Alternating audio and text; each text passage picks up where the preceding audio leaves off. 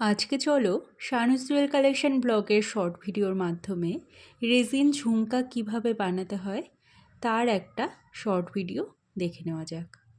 প্রথমে দেখো ঝুমকার যে বেসটা হয় সেই বেসটা নিয়ে নিয়েছি এবং রেজিনের জন্য যে সেলোটেপগুলো ব্যবহার করা হয় সেই সেলোটেপের উপর একটা একটা করে রেজিনের ঝুমকার বেস বসিয়ে নিচ্ছি। অবশ্যই উইদাউট এক্সপিরিয়েন্স কিন্তু রেজিনের কাজ বলো বা অন্য যে কোনো হ্যান্ডমেড জুয়েলারি বলো বানানো কিন্তু সম্ভব হয় না। একমাত্র দেখেই যদি তোমরা শিখতে পারো তাহলে পরে সেটা অনেক বড় ক্রিয়েটিভিটি।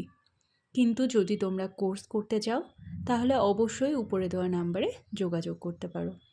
এরপর দেখো ইউভি রেজিন দিয়ে আমি সম্পূর্ণ বেসটা রেজিন দিয়ে কভার করে দিলাম এবং ফার্স্ট লেয়ার হয়ে যাওয়ার পর আগে থেকে ছিঁড়ে রাখা গোলাপের পাপড়িগুলো একে একে দিয়ে দিলাম। এরপর সিলভার ফ্লেক্স দিয়ে নিচ্ছি। এটাকেও সুন্দরভাবে গোলাপের মাঝে মাঝে টুথপিক দিয়ে বসিয়ে দিতে হবে যাতে খুব সুন্দর লাগে জিনিসটা দেখতে। ফার্স্ট লেয়ার কমপ্লিট করার জন্য ইউভি যে ল্যাম্পগুলো হয় সেটা দিয়ে শুকিয়ে নিলাম। এরপর আবার সেকেন্ড লেয়ার দেওয়া হচ্ছে।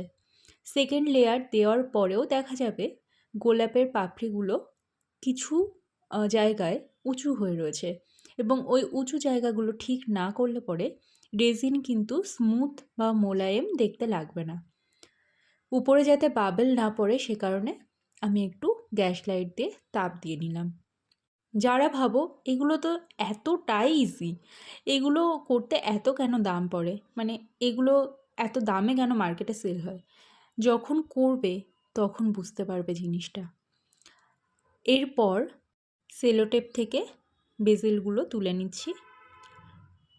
এবার আমি যে শিরিষ কাগজগুলো হয় সেই শিরিষ কাগজ দিয়ে ঘষে নেব এবং ঘষে নেওয়ার পর কিন্তু ভয় পেয়ে যাবে তোমরা, এত সুন্দর জিনিসটা নষ্ট হয়ে গেল, দেখো উপরে দাগ পড়ে গেছে, এবার কি হবে।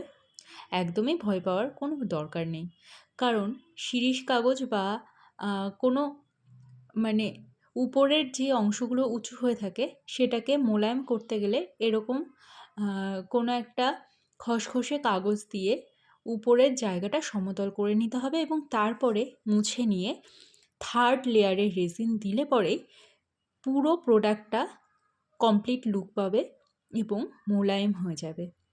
প্রোডাক্টটা পুরো কমপ্লিট হয়ে গেছে। এটা ছিল একটা কাস্টমাইজড জুয়েলারি। তোমাদের যদি পছন্দ হয় উপরে দেওয়া নাম্বারে যোগাযোগ করো।